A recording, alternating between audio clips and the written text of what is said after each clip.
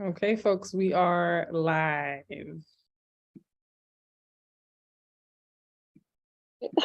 I got so excited I didn't unmute myself. Good evening, everybody. Good evening, Okay, good folks, morning, depending on where you are. Thank you so much for all being here. Good evening, everybody. Good evening, good morning, depending on where you are. I'm so excited to be here with you all tonight. Welcome to the 2022 Colorism Healing Writing Contest virtual launch. So we are here to celebrate every single participant who has made this journey possible this year. We are here to celebrate the team who made this possible. And of course, we are here to celebrate each and every author who is printed. You can officially say you are a published author. You can plaster that all over social media. You can continue to share the word with all of your friends and family. And on behalf of every single person on the leadership team, I can say completely and wholly how proud we are of all of you, how excited we all are for you to be on this journey, to read your work. I personally was genuinely so moved by each and every person who was authentic and transparent and just shared a piece of themselves with us, whether that was a piece that has been hidden away or a piece that is openly spoken about. We appreciate every single bit that you all brought forward. And so we have a presentation for you all tonight, and I'm going to go ahead and bring that up and share my screen as part of the welcome remarks.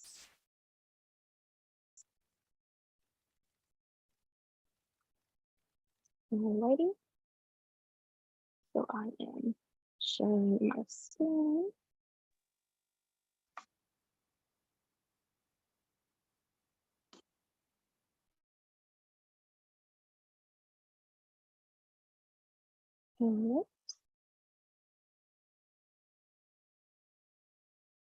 Sharing my screen. And I am over on Canva. Thumbs up, please, if you can see what is on my screen. Perfect. Thank you so much. So again, welcome to this year's writing contest, and we are so excited to see you all. In addition to the actual event, we do have a few rounds of virtual trivia to familiarize yourself with Colorism Healing and this year's contest too, whether you've been here year after year or this is your first year writing, this is your first year attending, whatever it may be, we hope that you walk away with a little bit more knowledge. So of course, we have to have thank yous in order. We of course are thanking our founder and CEO, Dr. Sarah L. Webb, for spearheading this just incredible, phenomenal community over the years. She has put in so much time, she's put in so much research, and above all, she's put in so much passion. And we would not be here today if it were not for Dr. Webb. So major shouts to Dr. Webb for Colorism Healing. And if you've all gotten a chance to see this year's cover, and if you are as blown away as I am, you'll want to know about the artist who created this. And his name is Kenrick. He is the artist of Let Go. That is the title of the piece that is on the cover of the book. And we will have a little bit more information a little later on into the event so that you can go ahead and purchase your copy, whether that's the PDF copy or the hardcover copy. And also, we would like to thank our judges who made this process possible, because they were the ones who sat with so much of your writing and helped us determine this year's winners, and also being able to include all of the editors' picks, because all of the reading that has published has moved us all in some way. And those judges are Lyrical Faith, Aaron Jeter, and Leanna Nicole. And of course, we are here to also introduce the leadership team. I am Shayna M. Andrews. Naila Buckner, she is not able to be here with us tonight, but she is definitely in here in spirit, and she is sending all of her love and congratulations as well. We have Gayla, who is here with us tonight, and we also have Jonna, who is not able to be here tonight due to work, but she does have a short message for you all that I'm going to read just after this slide. Of course, we are thankful for all of the financial contributions that made this volume possible. by all of the people who we've listed in the actual anthology. Of course, the Colorism Healing fan, and then all of you authors here this year. These are words from Jana, a part of the leadership team. Firstly, I would like to congratulate all the authors on their submission. There was no better feeling than reading the work of such talented and passionate individuals. When Dr. Webb originally asked me to be a part of this amazing team, I was expecting to read, to learn, and grow throughout this process, this experience. What I wasn't expecting was to regain my own passion for the written word. Your words were inspiring to read. Your stories were a beautiful journey to get lost in. I appreciate every word put into this contest because I felt the passion and importance within each message. I was a part of a team that showed me the importance of being one. I will always cherish this experience because I met amazing women who gave me different perspectives to think about, dream out, and write about. I appreciated the time this team put into learning new things, applying them, and improving imperfections. We supported each other from the beginning to the end, and that experience alone showed me just how powerful and effective creativity can be. Thank you for allowing me to be a part of this wonderful experience. I cherish it dearly forever. So once again, those are some words from Jana. She is a part of the leadership team, and on behalf of the entire leadership team of 2022, we thank you, we welcome you, and we're going to go right ahead and get going with our authors who will be reading tonight. We want to be very sensitive to everyone's time and schedules, and so we don't want to delay too much, well, with me talking, because I can talk forever. So up next on the stage, we have Laura Ratha to read her published piece. Laura. Thank you so much, Shayna. I'm delighted to be here. So my poem is called The Legacy of Color. The color of our skin shouldn't mean a thing, but in this world, it does. White is good, pure, clean, pretty, worthy, beautiful, chosen, desired. Dark is bad, dirty, ugly, unworthy, shameful, less than, unwanted. As babies, we come into this world innocent, accepting of all. But we quickly learn when young this rudimentary and binary rule. We absorb this rule into our psyche. Silent, unspoken damage caused by a sudden barbed insult, casual assault, a violation. Wait, what? What did they just say to me?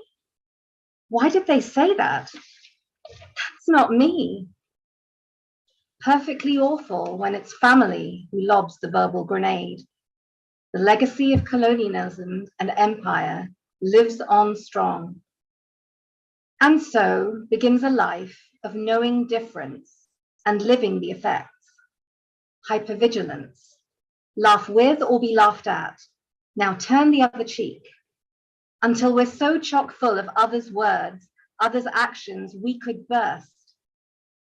Then finally, we realize we have to step up and start healing. Own our melanin with pride. Know our worth comes from who we are inside. So as Shayna said, I'm Laura Rathod. I'm the creator of 7 series, Girl, Woman, and Red Sofa Conversations on YouTube, and the Corona Diaries on Instagram. I'm also an international speaker, writer, voiceover artist, consultant, former corporate lawyer, and I help women find their voice. It's kind of funny because even though I'd experienced colorism as a child at school, being told that my skin was like poo, and by an older male family member telling me that I was very dark, I hadn't actually heard the term colorism until 2020. And when I heard it, I felt this relief because it was a name given to something that I'd experienced. And the fact that there was a name for it meant that I wasn't alone. And it also helped me get some clarity on why I had never even felt beautiful until my mid-20s. And that was because all of the beauty reference points and beauty standards were based on whiteness. And so I wrote this poem because I believe that when we give voice to the invisible thoughts and beliefs that are inside us, which actually are not our own, like they've been put there by patriarchy and misogyny and racism, and they don't actually belong to us. So when we give voice to these things, we are able to unshackle ourselves, and we're able to break through the hold that these things have on us. And by speaking up, we encourage and we inspire other people to speak up. And by doing that, we all set ourselves free. So if you'd like to contact me or find me and my work, you can find me on Instagram. My handle is @LaraLondonSpeaks, or you can go directly to YouTube or LinkedIn or any of the other platforms and search Lara Rathod. That's LARARATHOD. Thank you. Thank you, Laura. And beautiful piece. And something that you said, it really stuck out to me, was how you'd experienced the torment and the reality of colorism, but having the language for it, having the term, the word for it in 2022. I believe that that is something that many people participating, many people listening, many people who will read this book can relate to and understand. And that's why it's so important to have the language for what we are experiencing, and to have that education piece behind it, and being able to be informed about those topics, and, you know, having language for what we experience, good and bad, in life. So thank you for bringing light to that. Thank you for bringing your voice and sharing. Thank you. Next up, we have Portia. Thank you so much. Good evening, y'all. I'm going to read my piece titled Colorism in English Language, 2 excerpts, the introduction and distinction between colorism and racism. I begin now. And I must say I am nervous, so if you hear me a little stuttering or nervousness, please know that that's because I am. In Racism in Everyday Speech and Social Jargon by David R. Burgess, 1973, the author refers to Ossie Davis' English Language is My Enemy, 1967. To summarize, Burgess explains how Davis found at the time that the word whiteness has 134 synonyms, 44 of which are favorable and pleasing to contemplate. 10 synonyms for whiteness appear to have negative implications, and these in the mildest sense. The word blackness has 126 synonyms, 60 of which are distinctly unfavorable, and none of them mildly positive. Burgess also refers to Simon Podier's assertion that often the language process is completely unconscious. The individual is unaware of the influence of the spoken and written expression upon thought process. With note of the said language process and an appreciation of a linkable point by Norman Cousins, R.E. English language does not have a monopoly on words with connotations that affect judgment. I would like to investigate whether there are associations between the English language and colorism. In the above regard, I start with the distinction between colorism and racism, with some analysis also about the English language, mostly from the 20th century. Next, I ponder succinctly into colorist preferences, particularly the harms caused through past and contemporary imagery, as well as language. Lastly, I conclude with a perspective on furthering discourse about colorism and the English language. As posited by Dr. Sarah L. Webb, one of the most common points of confusion is the difference between colorism and racism. In order to comprehend colorism and recognize how colorism is different from racism, Dr. Webb asserts a foundational concept grasp, which is that people of the same perceived race can have different skin colors. Also, according to Dr. Webb, Colorism is a social hierarchy that has historically benefited people with lighter skin tones. In the same hierarchy, people with darker skin tones have been marginalized even amongst people of the same perceived race. In continuation and agreeing with the dissimilarities between colorism and racism, I add that colorism perpetuates racism and vice versa. Both are detrimental, with note that attempts to ignore colorism are as dangerous as racism ignored. One of Norman Cousins' points in the Environmental Language, 1967, is that Black has all sorts of unfavorable connotations and white is almost favorable. I refer also to a 2017 BBC documentary podcast titled Michelle Obama, Black Like Me. It presented about African Americans in the United States of America who used a barometer to admit lighter skinned people into certain institutions and clubs, excluding their darker skinned peers. Said podcast suggested, for darker skinned Black women, finding value and acceptance is often harder when it comes to all spectrums of their lives, from employment to dating. My further interpretation is that positive mantras alone, e.g., Black and proud, Blackity Black, higher Black, love Black, do not stop or circumvent colorism. Moreover, there is caution about propagandizing one perceived skin tone as having more value, being more valuable than additional perceived skin tones. Such propaganda can be connected subliminally and or explicitly to excluding and or punishing people based on their perceived skin tones. Indeed, this propaganda can negatively affect many human lives socially, politically, and economically, for instance. Colorism within global systems therefore rewards a few people according to that one perceived skin tone, rather than many people according to human rights for all. I dare write that colorism's negative entrenchment can have its earliest origins from in racist language, in turn from racist thinking.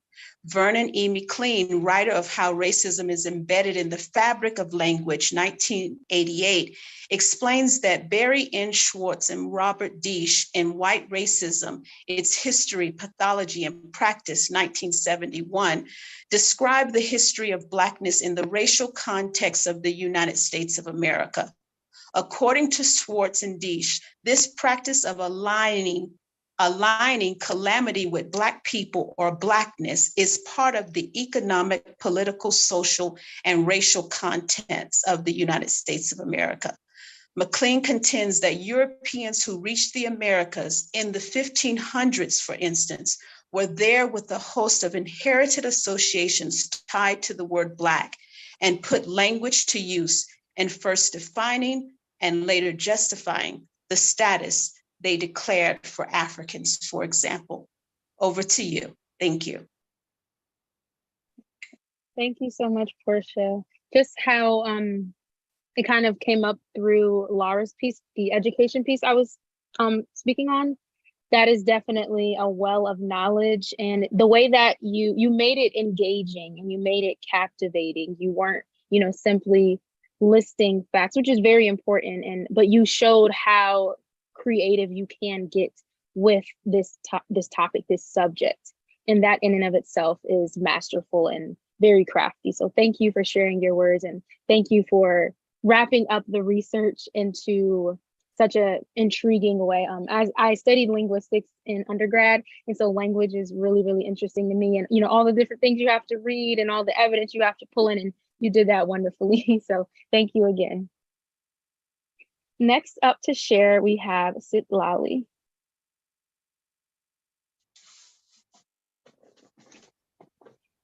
Hi, everyone. My poem is going to be both in Spanish and English.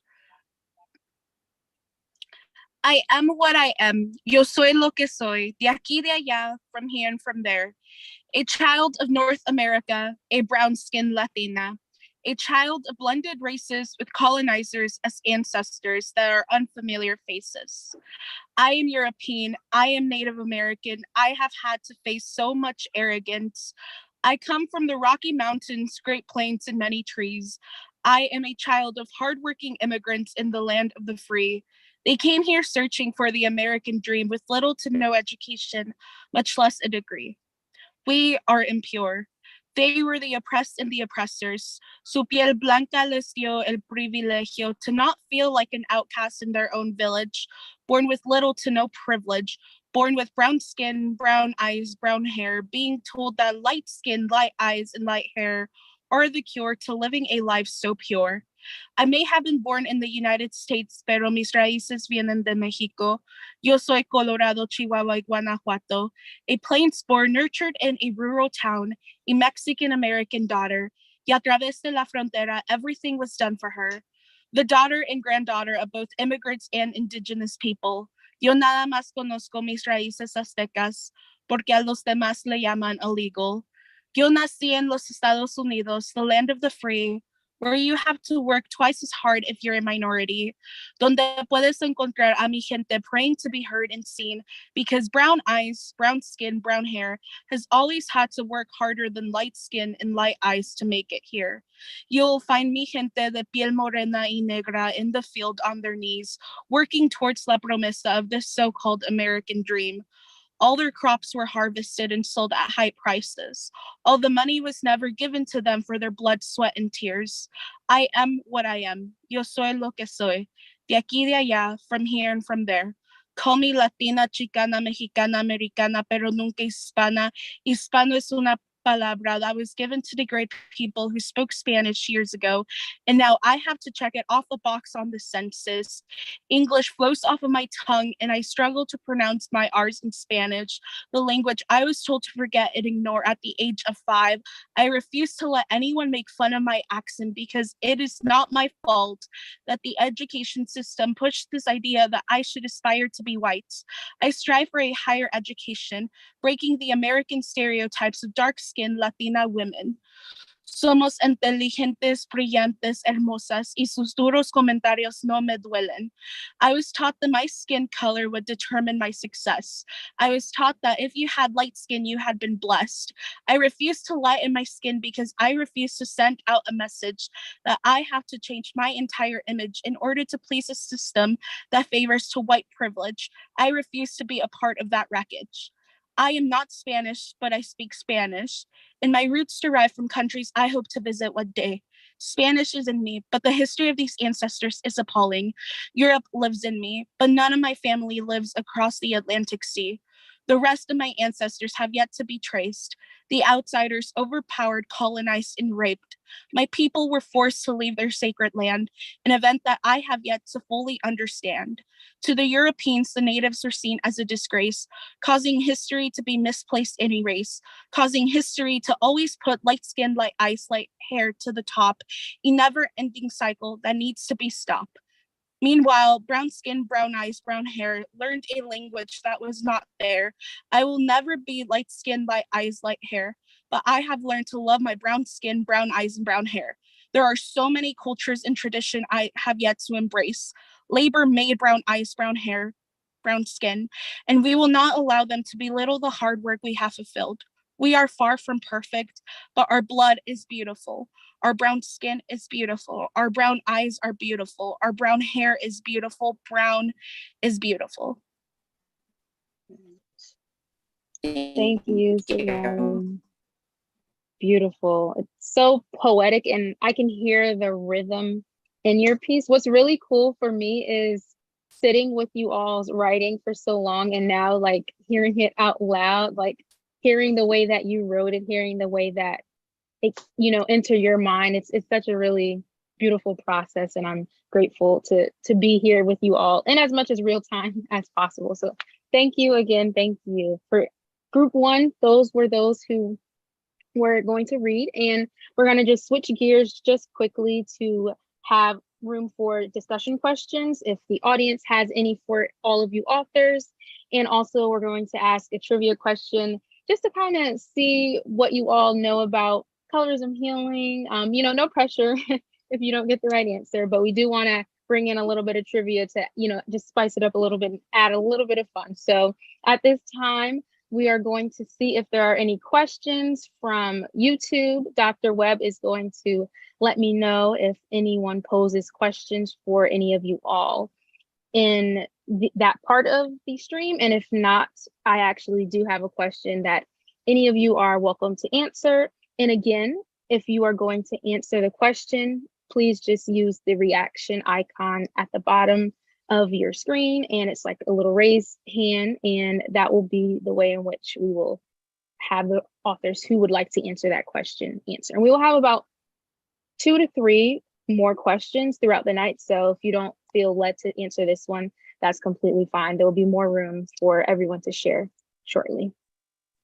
So I'm gonna see, okay, no questions yet. And so I do have a question that I kind of wanted to jump into, and any of you all are welcome to answer it. And that question is, what do you think is a helpful approach to beginning conversations about colorism, whether that's at home, in our workspaces, while creating art forms, etc.? So what do you think is a helpful approach to having that conversation initially about colorism?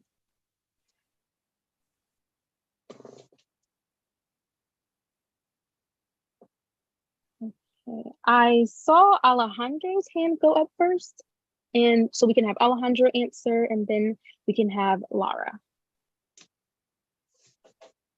Hi, thank you for letting me be here. It's such a pleasure and an honor. What crossed my mind when you said that is a little bit what was discussed before, and it's the perception of race. And I would like to see that perception change, but also the term race, because I would like us to really feel that it's the human race, humankind, because I don't feel any different from anyone.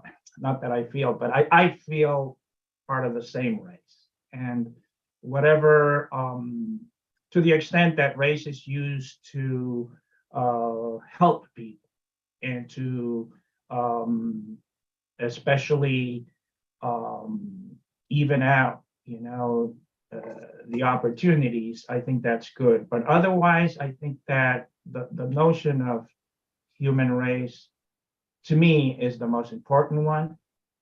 And from there on, I think that colorism applies to almost everybody. And not that we are victims of colorism, but we are hurt by colorism. And I just think that some people experience the pain of other people's suffering, and hopefully that empathy and also the understanding that we're part of the same race would further the conversation. Thank you, Alejandro, for sharing your responses and thoughts to that question. Lara, if you will. So I think that, first of all, we need to acknowledge that colorism exists, because you can't change something that you don't talk about. And denial in this context is particularly harmful because it basically can gaslight people out of their lived experience. And that is a really terrible thing, and it doesn't actually help anyone. In terms of teaching and sort of educating, I thought of 3 scenarios. So if a parent is going to talk to a child, like when they're young, I think it's really important to explain to the child that, people come in different shades and colors, and to normalize having that kind of conversation, because you can't avoid that conversation because you feel awkward. This is a fact. And so by normalizing it and making it so that the child understands, then I think the next step is to say to the child that in this world, there are some people that believe that if you're white or fair, you're better. But then this is what's really important for a parent, is to say that we don't believe that. That is wrong. They need to be explicit about saying and modeling what their beliefs are. And that's not just by words, but by actions as well. Now, for like fairer and lighter skinned people, I think it's very important for them to acknowledge their privilege, their proximity to whiteness, their light skin privilege, their pretty privilege as well. And it's important to not gaslight other people of color who have different experiences from them by saying, oh, you're being a bit too sensitive, or you're overreacting, or I'm sure that person didn't really mean it like that. That equally applies to racism too. And within our own Black, Brown, Latina communities, East Asian communities, I think that we need to tell the truth. We need to acknowledge the legacy, the painful legacy of colonialism and empire. We need to acknowledge the billions of dollars industry that skin whitening creams like Fair and Lovely and all of the other ones, the prevalence of them. And we need to tell the truth. Why are these being used? Well, they're being used because people want to lighten their skin because they believe that they're going to get better treatment in society on all levels. And if that sounds awful to say that out loud, it's because it is awful. And so by telling the truth, we give voice, and by giving voice, we can create change. Very well put. And those practical tools are so important, and that's really what Colorism Healing itself is so adamant about doing. What are the practical, applicable tools that we can use in our everyday lives to begin this engagement and to begin these conversations? All right, so we have a trivia question to present to you all, and I'm going to be hopping back and forth to sharing my screen. Right.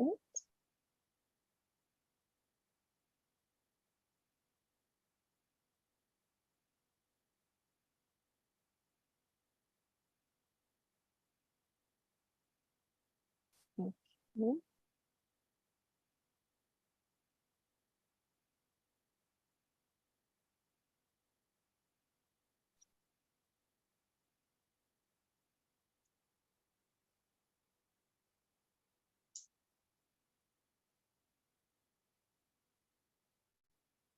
All right, I am sharing my screen.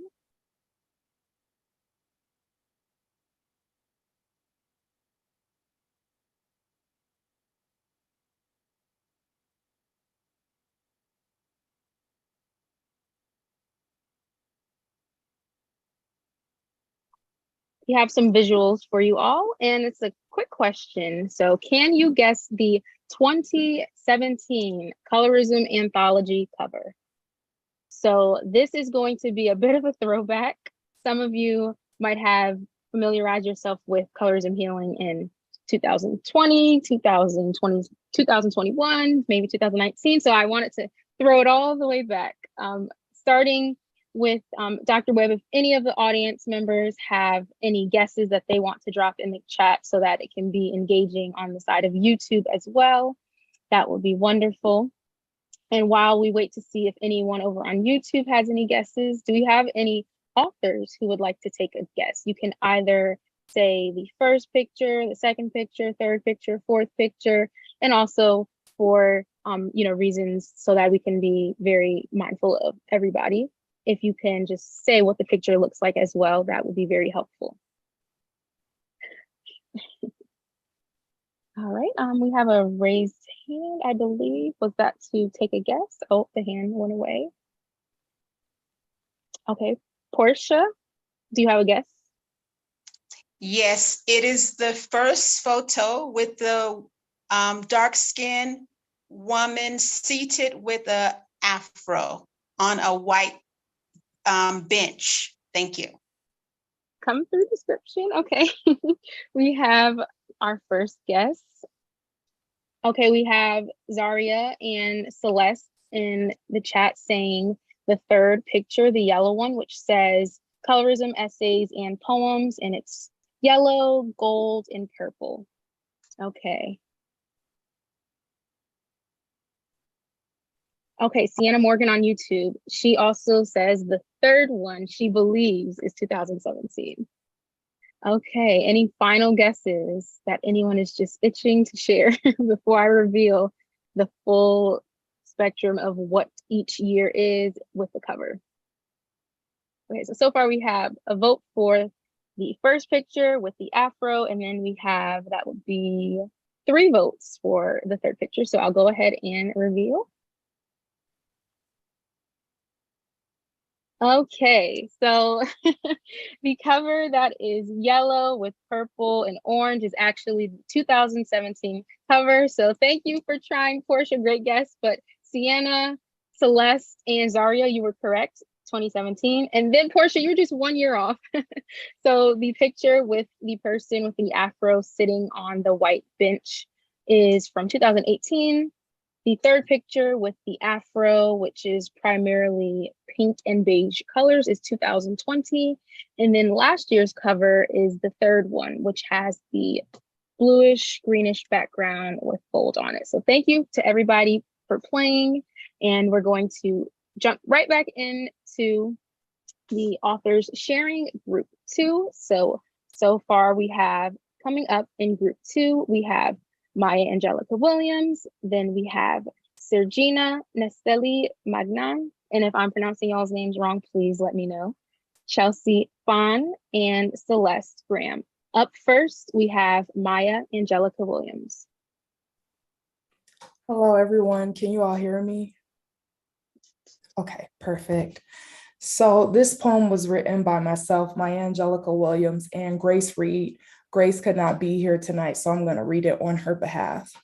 The poem is called Just a Preference. You say it's just a preference, but you don't date girls lighter than Z. Yet when I turn on the TV, here comes Michael B. I love chocolate milk and I like almond milk, strawberry milk, cinnamon toast crunch. The milk after that, I like that too.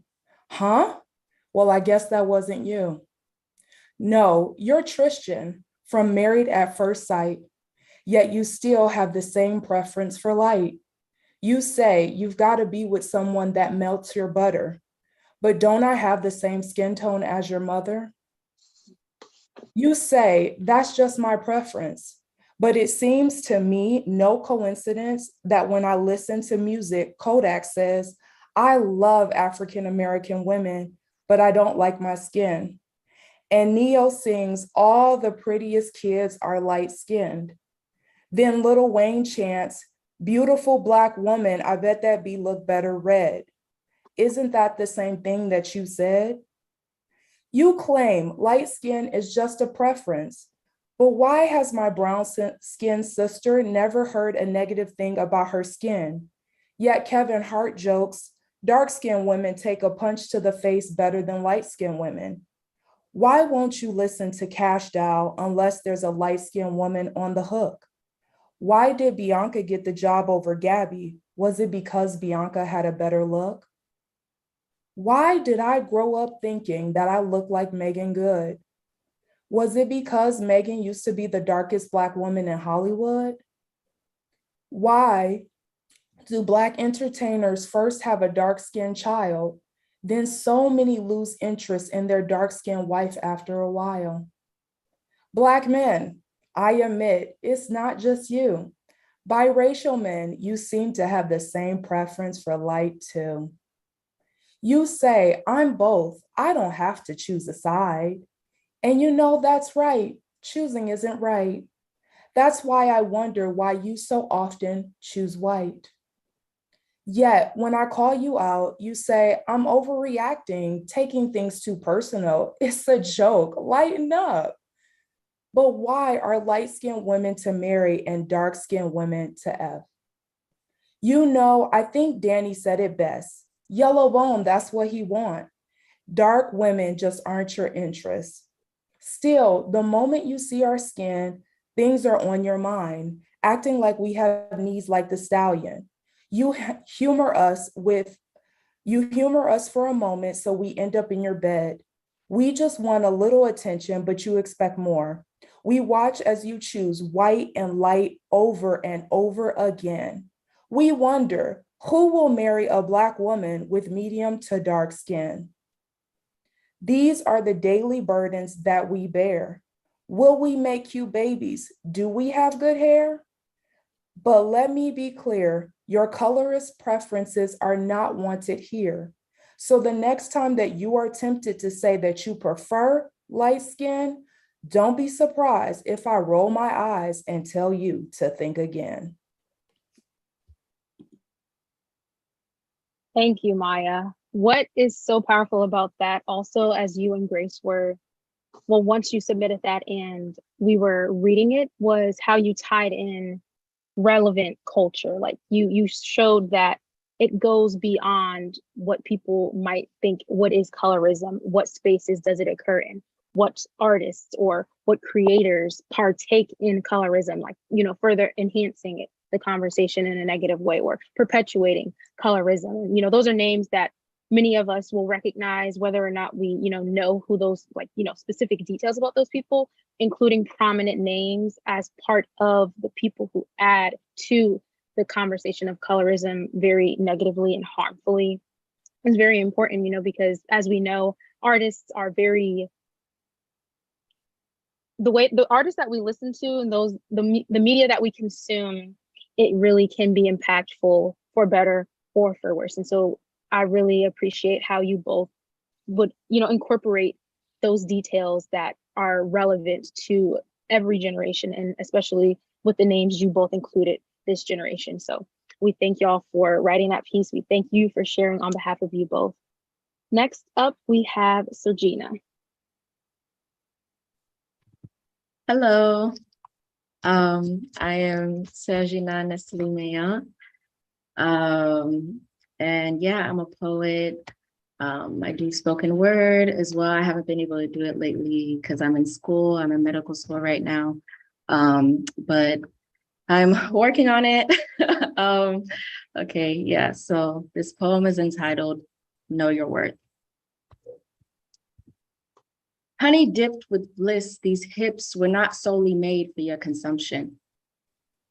Lips overflow with vibrant tones. My broad nose is unfazed by your tools of mass corruption. See, my kinks stand with pride, bold as ever, needless of an introduction.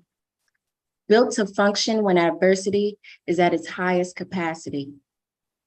See, with all my audacity, I know my worth because I'm shaped like Coca-Cola, pretty and I'm mocha, but beyond the physical, my mind is much colder. I know my worth. Form into my chrysalis until I burst into a world that tells me my dark skin is a curse, but without question, my melanin's a blessing. Breaking down these walls of oppression.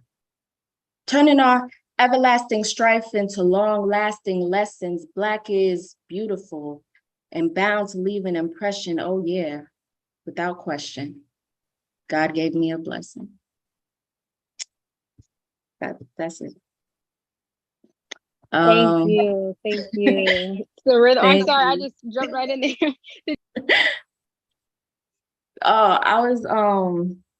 Thank you. I was just gonna chime in and say, yeah, I mentioned earlier, I write poetry from time to time. When I find time to write, I like to write. It's very therapeutic. And that poem was written during a time where I was just thinking about a lot of the things I grew up feeling insecure about, like my skin tone, for example. You know, growing up in a Caribbean family, my family's from Haiti. You know, hearing different things about skin tone, different things like that, not just in my household particularly, because my mom is very uplifting, but maybe outside of the household, hearing different things about dark skin being bad, different things like that, you know, that insecurity starts to boil up. And then realizing that something that I was so insecure about, I started to realize that it's what, you know, adds to my beauty and makes me beautiful, at least physically, when it comes to the vessel. Yeah, and with that being said, if you want to hear more of my poetry and look into any more projects I have coming up in the future, you could look me up on Twitter at my first name, Sergina, Meignan, Maignan, or that's on Twitter, and then on Instagram at ms.caribbean, Caribbean _pride. If you want to see more of my poetry and learn more about me. Thank you for the platform. I appreciate it. Thank you. And every single author who has shared with us their social media handles, they will all be listed in the book itself. So you all have that digital and or physical copy so that you can store it away and keep up with every single person. So thank you. Next up, we have Celeste Graham. Hi, everybody. My name is Celeste. I'm going to be reading just a few different parts of the submission that I submitted to the contest this year. Pull that up. So my piece is called Confidence and Self-Love Won't Erase Colorism. And I kind of just got the idea to write this piece mostly because as I've delved deeper into studying social inequalities, I'm a PhD candidate at Texas Women's University, and I'm hopefully graduating and finishing my dissertation at some point next year. But as I started diving deeper into like systemic inequality, I started to really look at colorism as a tool to kind of separate people and further disenfranchise people of color, and specifically Black people. I wrote this piece because I felt like, just over comprehensively speaking, if we don't address colorism as a systemic issue, then us telling people to, practice self-love is kind of dismissive if we're not really getting to the root of the problem. So I'm going to go ahead and start. So confidence and self-love won't erase colorism. For years, I didn't have the language to articulate how the world made me feel about my deep, dark brown skin. I knew I was being othered and set aside in comparison to my lighter counterparts, but I didn't understand why. I felt and knew that the treatment that I was receiving was negative and different. I could feel both overtly and covertly that my skin and my tight, coily hair were seen as inferior to my lighter skin counterparts. This treatment and the way my skin was talked about by my peers and portrayed in the media was in direct contrast to the way my family spoke about me and my skin. To my family, I was beautiful, smart, capable, and worthy. To the rest of the world and my peers, I was just dark-skinned and everything negative and contentious that is associated with being dark-skinned. I distinctly remember being 13 years old and being overwhelmed with how much colorism I would endure on a daily basis from my peers. Even nearly 20 years later, I still remember how I felt in those moments and how much the trauma has imprinted in my mind and on my body. I couldn't wrap my mind around how much I was bullied simply for the shade of my skin. I just didn't understand how I could be such a great, smart, and beautiful young woman to my family and friends, but to everyone else, I was ugly, dark, and unworthy. I remember looking in the mirror one day and crying, just telling myself over and over again that I loved myself and that the abuse I was enduring wasn't normal. I built up a wall of confidence to shield myself from the abuse. I told myself that when people would say cruel things about my skin, I would no longer just take it. I would stand up for myself and others, and I did.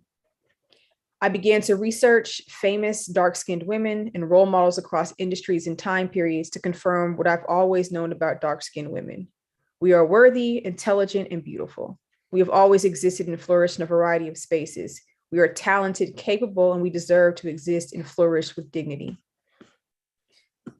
Upon being educated about systemic colorism and its prevalence, something about being encouraged to love myself now felt cheap in a way.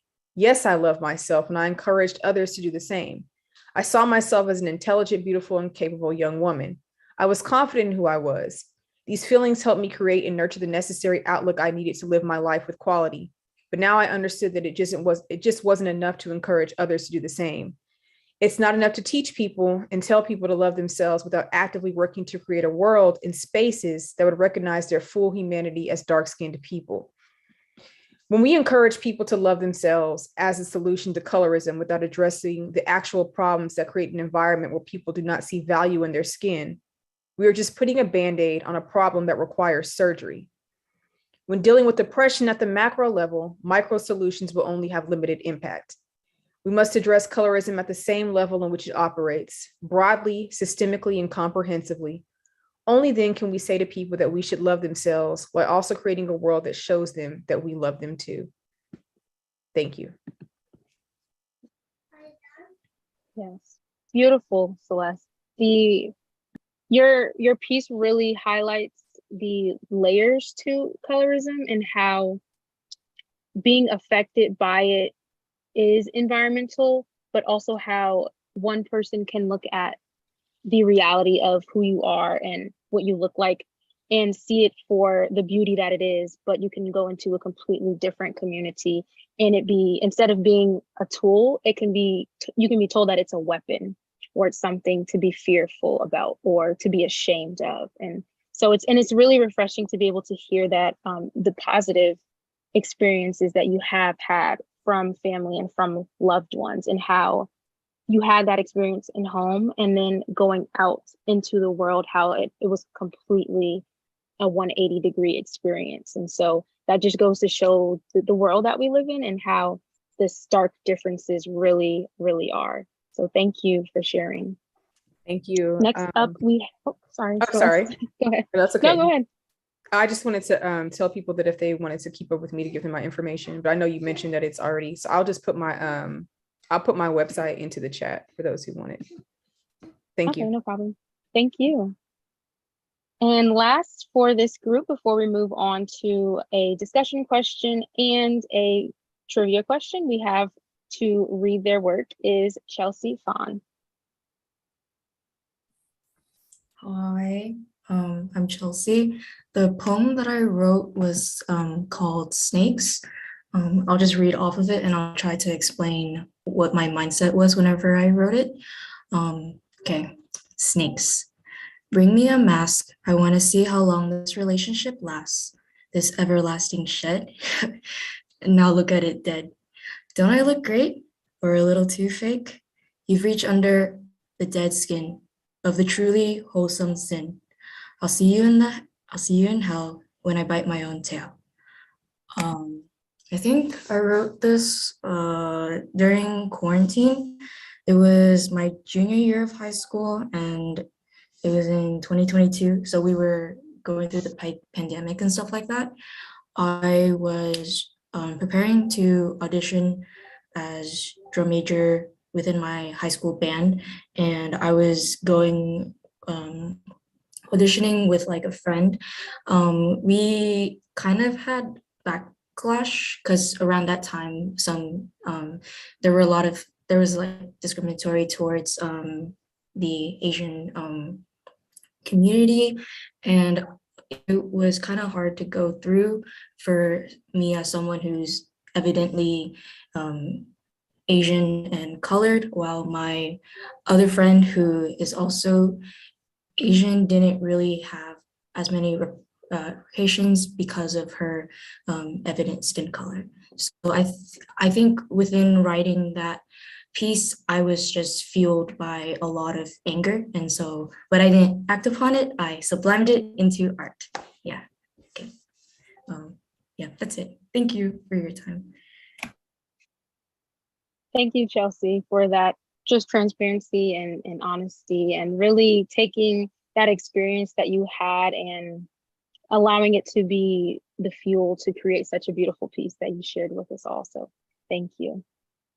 And now we're going to move to another trivia question that it really ties into how you all are really displaying and you've expressed through your writing how layered colorism is. And I'll say that without giving away part of the trivia discussion that we're going to have as soon as I share my screen. All right. Sharing my screen at the moment. And we're going to present. All right, it's levels to this. Through creative and critical work, Colorism Healing fosters what 3 key components of healing?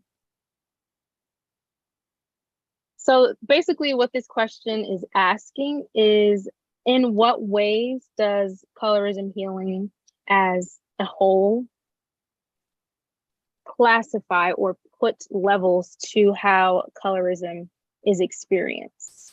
And if you don't know like the specific words outlined by Dr. Webb herself, that is fine. But if there are any people in the audience or any authors who would like to share how the different components of healing could be broken down, that is completely fine to share. Oh, all right. So are there any guesses as to how Colorism Healing has broken down the 3 different levels, as I say, of healing.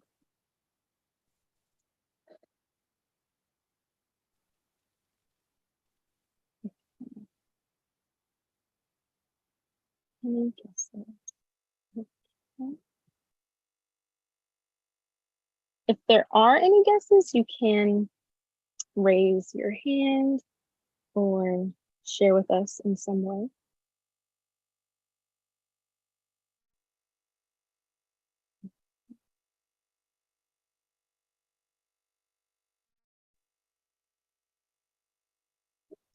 Let me stop sharing for 1 second just so that I can take a look in the chat. Okay, so we have Sienna on YouTube says individual, collective, and systemic. Dr. Maya says structure, society. Yes. Any other guesses before we share the results? That is definitely on the right track, Dr. Maya. Okay, so I'm gonna share my screen again. Share. Okay, so to reveal, we have the 3 levels. First is individual healing. And that is looking at the personal, mental health, and reprogramming. So a lot of times when we go through our healing journey, specifically from and because of colorism, we go through an inner experience where we have to undergo the realization and the reckoning with what role we have played in perpetuating colorism, but also the role that we have been a part of because of the society that we live in and the skin that was given to us, how it affects us. So first is individual. That's what we can directly control and impact within and for ourselves. The second one is collective healing. And this involves repairing relationships between individuals and among groups of people. So for example, as a Black person, I can look at collective healing among a group of Black people because I am a Black person and I can repair, which also means to mend or fix in some way, relationships with people. And it can also be other communities, but I'm just using that as an example. And then third is systemic healing. This seems to be the one that is most difficult to tackle because it's outside of ourselves. It's even often outside of our own communities. And this is the structural changes throughout all sectors of society. And that's what many of you have weaved into your work. You have really shown and highlighted to us that it is, yes, of course, important to have the individual healing and the collective healing, but also for there to be global change and for there to be global fix regarding colorism is that there needs to be a system change in all of these sectors of society. This includes the workforce. This includes education, media, because we do not live isolated lives. We have different areas of life in which we participate in and show up in every day. So it's really great to see that you all recognize the systemic healing that is necessary. And it is our hope here at Colorism Healing that this is a way for the conversation to be started and also furthered so that we can carry these conversations into the different sectors of society. All right, and so we have another question that we would like to pose to all authors. And so that question is something that is in line with tonight. So how can creative writing be powerful in terms of healing from and or talking about colorism? How has it helped you specifically?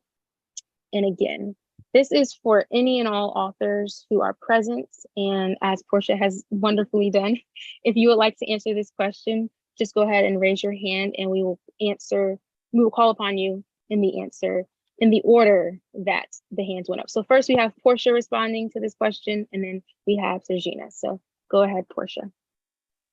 Thank you very much. I wanted to, I think for me, writing is a way that I remind myself that I have power.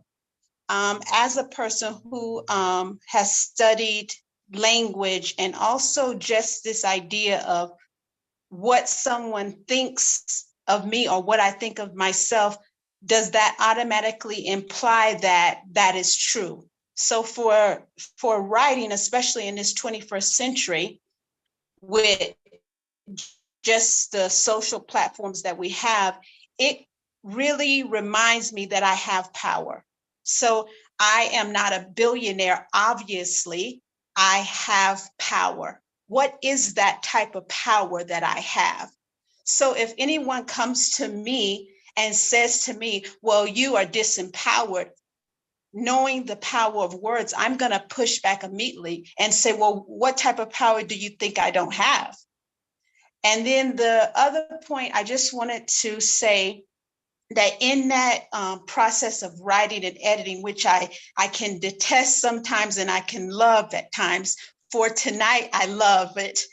I would also say that it has, just looking at the origins of words, and right now I'm speaking in the English language, so I'm not speaking the African language or languages of my African ancestors. I would say that I am reminded that English language is oppressive mostly to persons who are not considered English. So I'm very cautious of the words that I use. And when I'm writing and editing, I have that power. So you'll hear me say oppression. And this is why I was so pleased to hear one of the authors say, until we look at the systemic oppressions, and I'm paraphrasing the author, if we don't look at those oppressions and what exactly and who exactly is being oppressed, then I can talk about, oh, I'm beautiful and beautiful and beautiful, but I'm not looking at that. So I just wanted to make that note. I have my power when I'm writing, and it gives me the power to challenge the language that is supposed to be this way or that way. I hope that it clarifies it. As you know, I'm a bit nervous tonight. Thank you. Thank you. Sergina? Yeah, so personally for me, writing helped me acknowledge things that I kind of put on the back burner. Like one of the authors had mentioned, acknowledging the issue and how important that is. And basically you can't rectify what you don't identify. So in my healing process, being able to acknowledge what's going on helped me move forward, and being able to be vulnerable in a way I wasn't vulnerable before. That's what writing does for me. It allows me to like lay my vulnerability out on the table, acknowledge it, and try to work through it in ways that I didn't think I could do before. So yeah, and realizing that there's power in vulnerability, like it's not a weakness. And also, I'm sorry, real quick, I would love to stay and hear the rest of the authors, and I'll be sure to come back and rewatch this on YouTube, but I do have to go. Thank you again for the platform. Thank you for all the authors who have spoken and are going to speak. And yeah, thank you. Thank you. Have a good night. We appreciate you. Next up to respond to that question, we have April. Please go right ahead.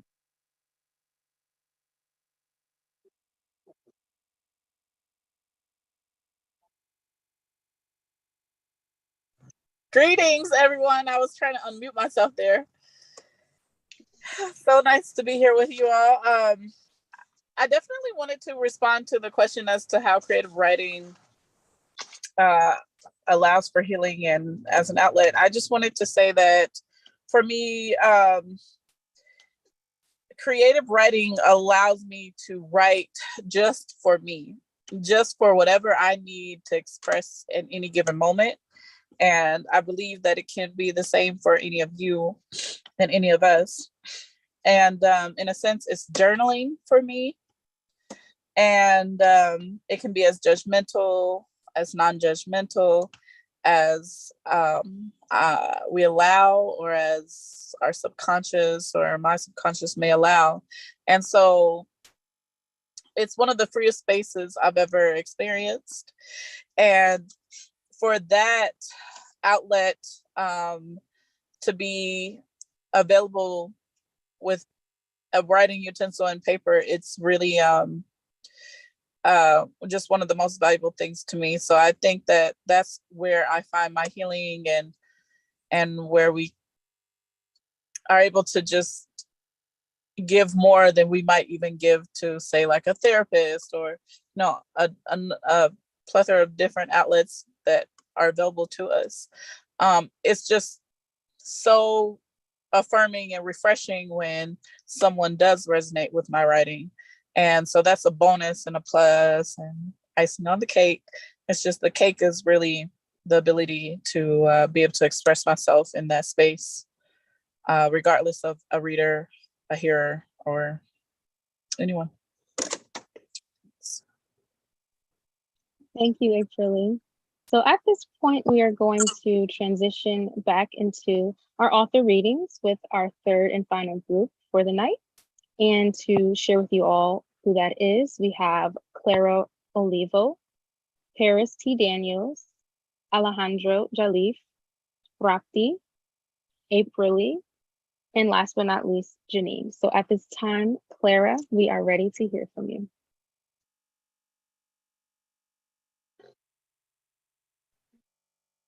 Hello.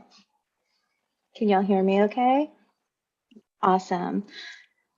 So my name is Clara Olivo. My pronouns are she, her, and ella.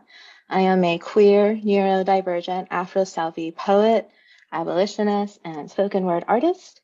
And the poem that I'm going to share with y'all today is titled Don't Tell Me.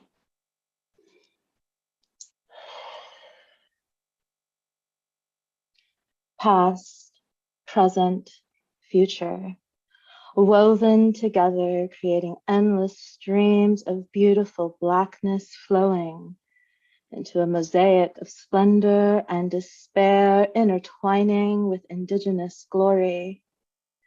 Atlantic meets Pacific, creating and coexisting a culture of joy and resistance, defying the impossible. So don't tell me there aren't any Black people in El Salvador. Mi querida Prudencia will tell me otherwise, and las cumbias proclaim que nunca faltan los mirones como tú y los demás.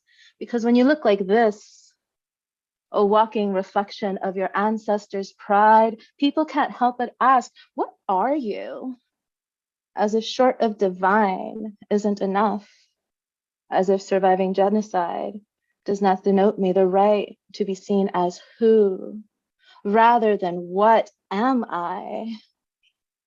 Fíjate que te confundes porque parezco de aquí y de allá con mi pelo suelto o trenzado, la gente de dos tierras ascending before your eyes. Don't tell me there aren't any Black people in El Salvador porque mira nomás, aquí estoy, the only begotten love child of El Negro y su nena, negrita toda crecida, and they didn't call me that for nothing. So don't tell me there aren't any Black people in El Salvador when I'm standing right here.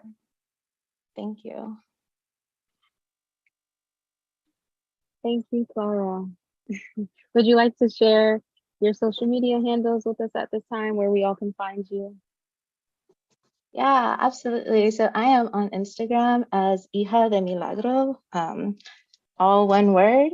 And I'm also on there as the Diasporic Connection. Hija de Milagro is where I post most of my personal / writer, poet related things. And the Diasporic Connection is a extension of my podcast and community building projects. So if you're interested in learning more about me and the kind of work that I do, you can follow me on Instagram and learn more.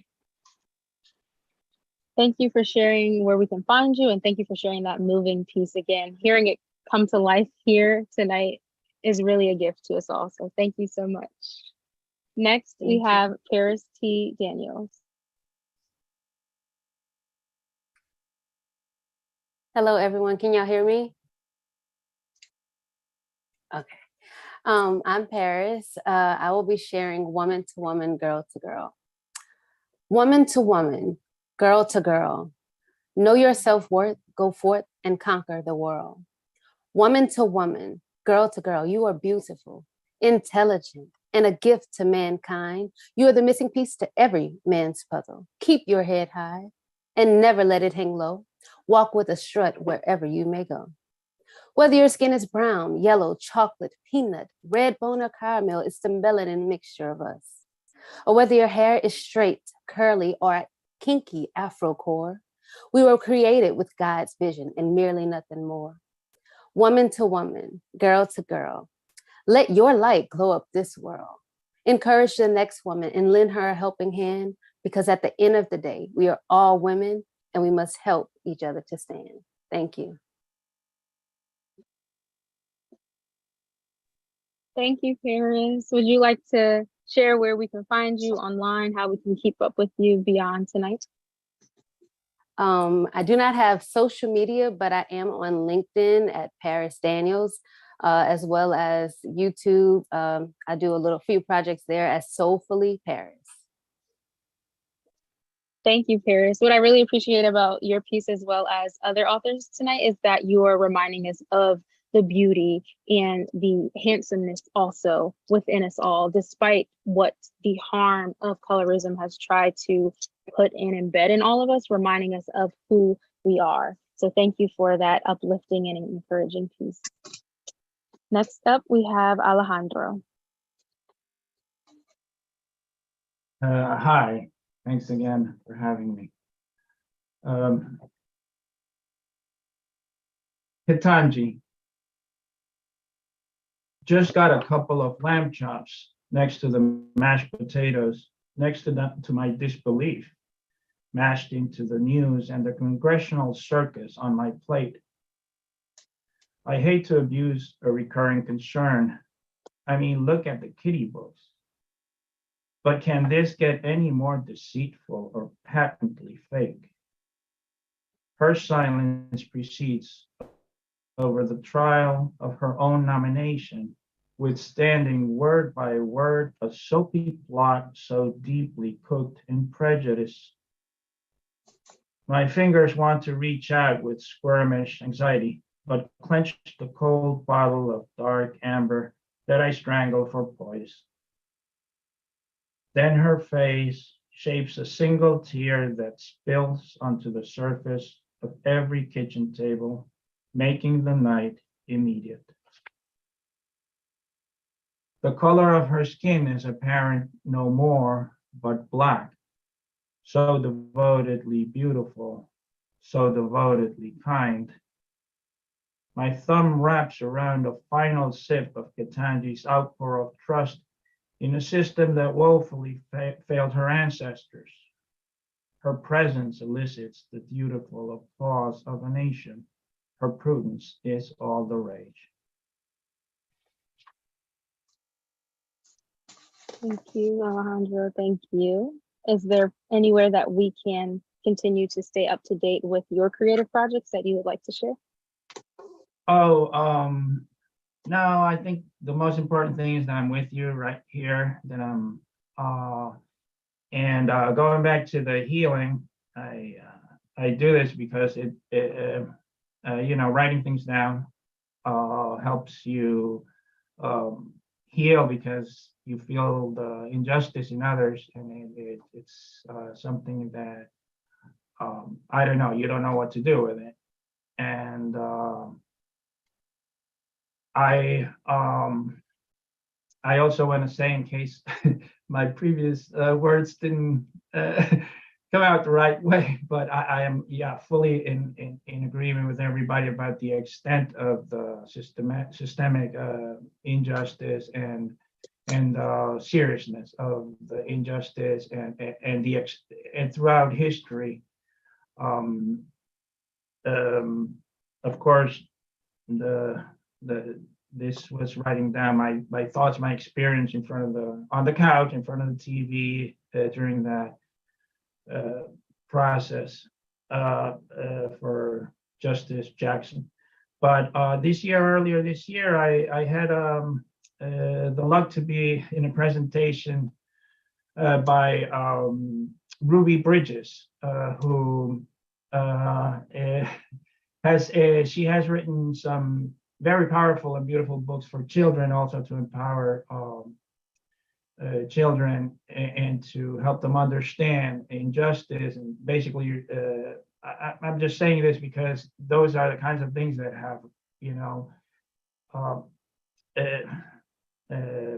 can I say, give me a greater, well, I was also born in Latin America, so for me, I'm learning every day about the African American community, the history. There's no easy, no simple path, so usually it's mostly from contemporaries that we learn, but Ruby Bridges takes us back to, her being a child and having to go to school in New Orleans, to desegregated school for the first time in the 1960s. And excuse me for if I'm not precise or completely, how can I say, but basically the essence is that everybody, she's escorted by FBI agents, to the school, and everybody leaves the school. She's there alone, and from there on, there's a whole process for her to learn with a special teacher. And but the craziness of the colorism and racism is something. And then I also wanted to connect with some of the other speakers in terms of language and how important it is, and how there's such a powerful tradition amongst Black Americans, whether it's Maya Angelou or Toni Morrison or Sojourner Truth, many women, and certainly Frederick Douglass, back to abolitionists who, as we learn, especially, I'm saying learn because for you, none of this is new, but for me, being born in Argentina, growing up there and coming here, you're more exposed to the international figures like Dr. King or Desmond Tutu or Mandela, of course. But then there's just such a richness of amazing people who throughout history here in the United States have done great things, right? And I'm just lucky to be with you here and have shared some amazing things like Barack Obama's presidency. But still, this poem makes me angry, because how could this be happening after all of this, after seeing the excellence and talent and a person like Justice Jackson now, who and I'll say that she will continue in that tradition of pushing the world and this country into a much better place.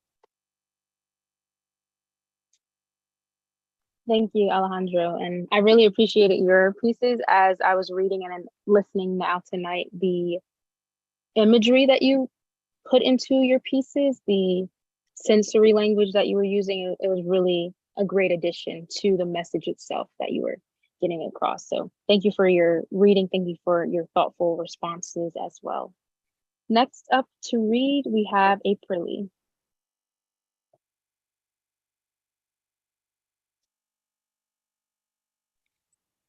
Greetings, everyone, again. So yes, my name is Aprili or Aprili, and I am really grateful to be here with you all and to be learning from you all. Tonight, I'll be sharing a 3-part poem. And I think one thing that is really important to me to just express is that I like to introduce humor into a lot of my writing, because I write about a lot of trauma and things of that sort. And I really think that humor is the way to open up really uncomfortable conversations. And so I hope that, to bring a little lightness and also to, shed light on these really important topics. And I'm going to read the first one with the video, and then I'll have to turn the video off. And so here we go. Today, Sylvia is chocolate. Tomorrow, caramel. She woke up to find her African country has banned her dream to change her social status, found in a cream. She was born with silky, glowing armor. Surely a little lightning won't harm her. All the girls on all the screens, all the girls who turning heads, all the billboards make a scene for the girl whose bones look red. Look lighter than sunshine, so she calls it simple math. Buy a tube to get a bag. On the other side of that jar, holding the cooling, creamy crack, is a life void of lack. Job opportunities, wedding bells, vacation, and respect. Now, see, Pres Kagame ain't having none of that. And that was cream 1. And now I'll read cream 2, followed by cream 3.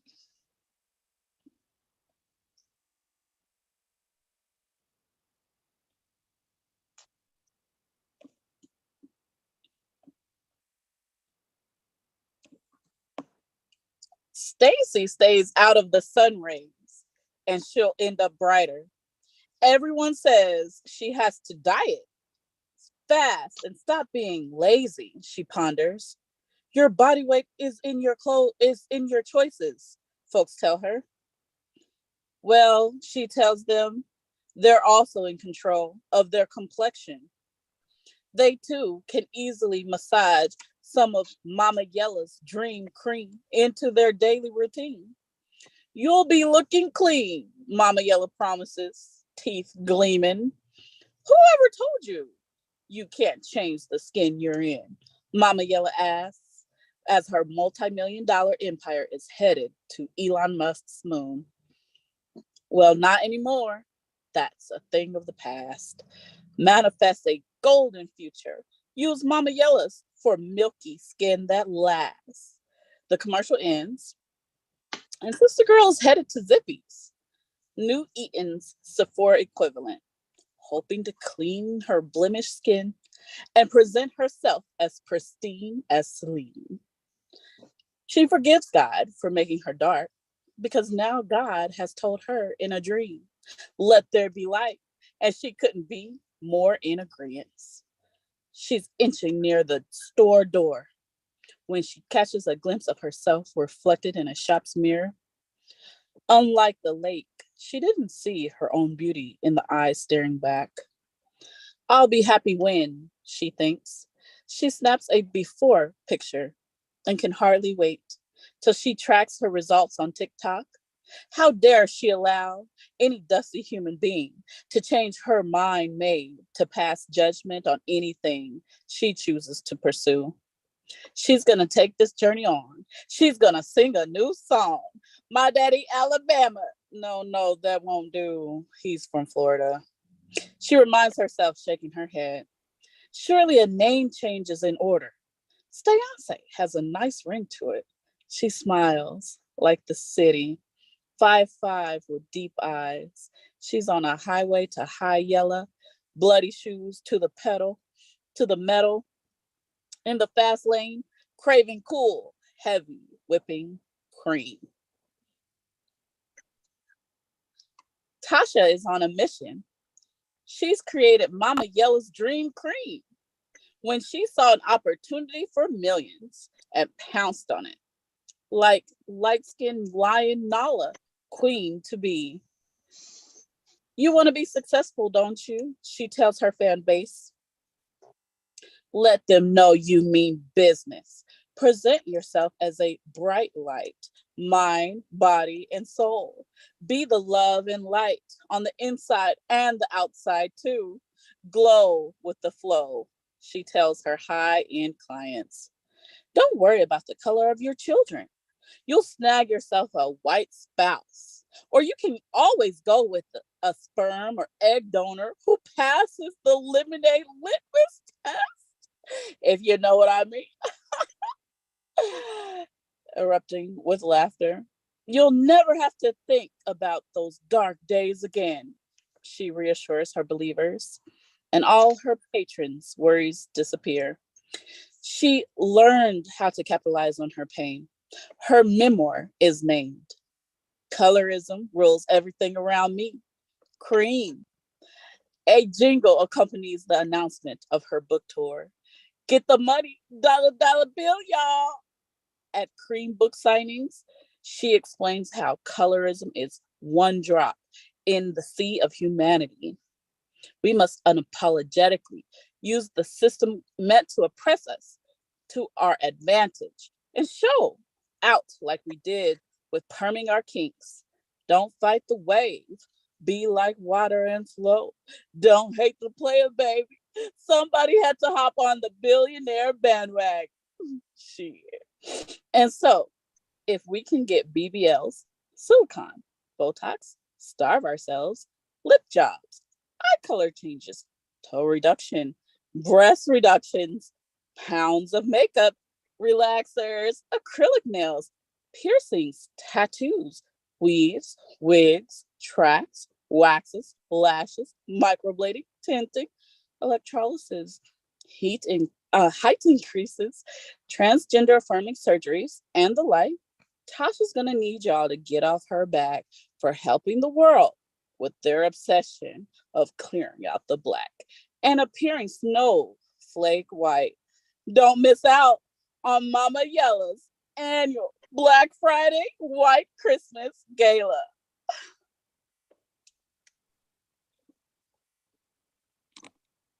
Thank you, April Lee. I can say on behalf of everybody that has shared in the chat, people on YouTube, that we cherish the humor that you've added into your pieces. And we know what you're doing. It's very strategic, and it's an approachable way to address colorism. And this, when we break it down, looking at it, it's sad that at the basic level, that is a lens at which we can look at colorism.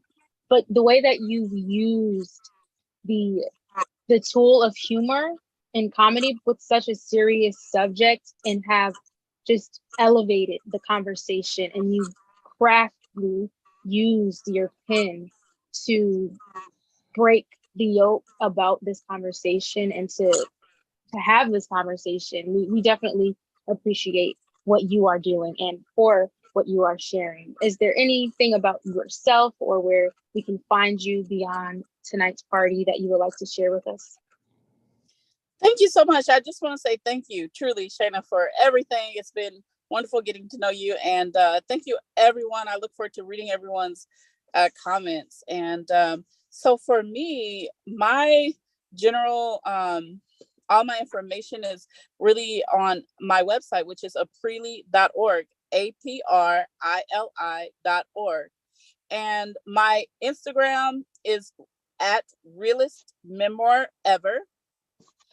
And so between my website and my Instagram, I would love to connect with anyone, especially that's my aspiring book Instagram. And then especially I have my personal Instagram, which is always Aprili. And so I just look forward to connecting with anyone. And I thank you all. And I just look forward to continuing this very important conversation as I come from a very colorful family, and I really didn't think that colorism affected people much until I went to college, until I went to Spelman College. And I just think that it's so interesting how we can grow up in these environments where we see all the spectrum in our families, and we love everyone very much so. And then we confront the world and we're treated differently than we're treated in our homes or things of that sort. So thank you. And I look forward to listening to the rest of this collective. Thank you again. Last but certainly not least, before we have our closing remarks for the 2022 launch party, is Janine L. Duhani.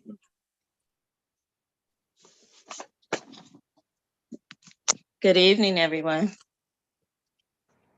Can you hear me? Yes, we can. Okay. Well, first, I'd like to say I'm very thankful to be a part of this space and a part of the healing. And I hope my poem resonates with everyone. It's called My Brown Girls, They Gather Me. She is a friend of mine. She gathered me, man. The pieces I am, she gathered them and give them back to me in all the right order. Toni Morrison. My brown girls, they gather me. Like a mother gathering her brown babies to her bosom, they, pecan, chestnut, dark, molasses, toffee, cinnamon, ebony, midnight-hued women who rub a balm into my skin, careful to get between the folds so I can dress my past wounds and heal, and expand the breadth of my wings that others have clipped. My brown girls, they gather me. They swaddle me in kente tapestries, interwoven with silk and cotton cloth strips, worn by the Ashanti and Ewe, to remind me to keep my head up and remember my regal lineage in a world bent on tearing me down. My brown girls, they gather me. They chant a song, sweet as dark molasses, prompting me to dance barefoot until their voices lift me up to the heavens. Then they wait unwaveringly to catch me, to cushion and break my hard landing as I plummet back down to earth, letting me know they are with me through any journey, my anchors who will keep me from the darkest trenches, even the trenches self-imposed in my mind. My brown girls, they gather me. They roar like a lioness instead of a whisper, that my dark skin is beauty and perfection in slow motion. No matter what anyone has ever said, even when I was in my mother's womb and they crossed their fingers and prayed, I hope that child is light-skinned and has good hair. My brown girls, they gather me instead and say, expunge that voice you have been carrying since a little brown girl from your spirit. Those people that said those words didn't know that beauty is multi-hued. And hair is good, even when it's like black, fluffy cotton candy. They remind me that my heart song has to be different now, that I have to know beyond a doubt that my skin tone shimmer shines and I am the prize. My brown girls, they gather me. When I look in the mirror and search for something other than who I am, their deep chocolate hands lovingly map the shape of Africa across my face. Do you see Botswana, Egypt, Ethiopia, Gambia, Ghana, Kenya? Do you see Namibia, Nigeria, and Sudan? I close my eyes as they name their countries of my motherland, and tears fell, and slowly, like the ebb and flow of the ocean, I saw what they saw in me and what they wanted me to gather and pass on. My brown friends, they gather me. They are jambalaya, spicy, flavorful, much needed fixings, who infuse the earth with their aroma, notes of blackness, both potent and floral, that tenderly, like a mother gathering her brown babies to her bosom, they, pecan, chestnut, dark molasses, toffee, cinnamon, ebony, midnight-hued women, they gather my broken pieces and put them back in their rightful Black order. Thank you.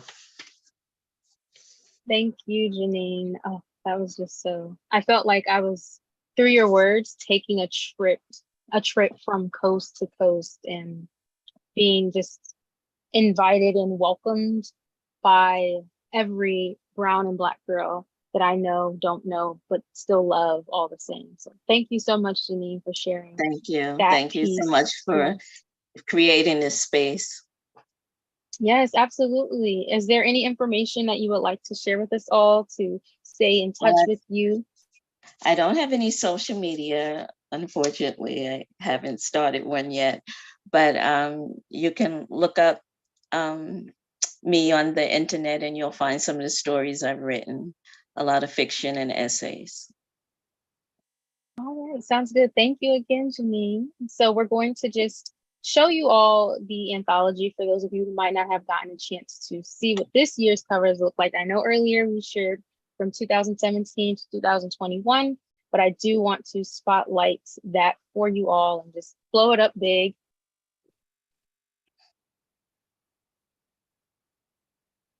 I am sharing my screen.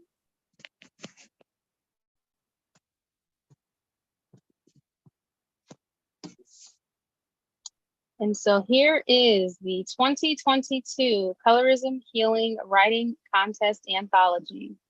And this is just a visual of all the hard work, all of the healing, all of the creativity, and all of the vulnerability that you all have put into this year's anthology.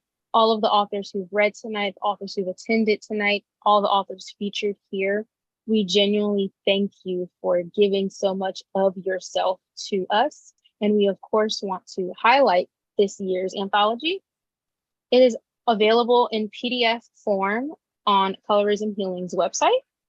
And also, if you would like the hard copy, that is on Amazon. And there's actually a Colorism Healing page on Amazon. So when you go over into Amazon, you can type in Colorism Healing, and in the Colorism Healing store on Amazon, you can find this year's edition as well as the different volumes since the contest has begun.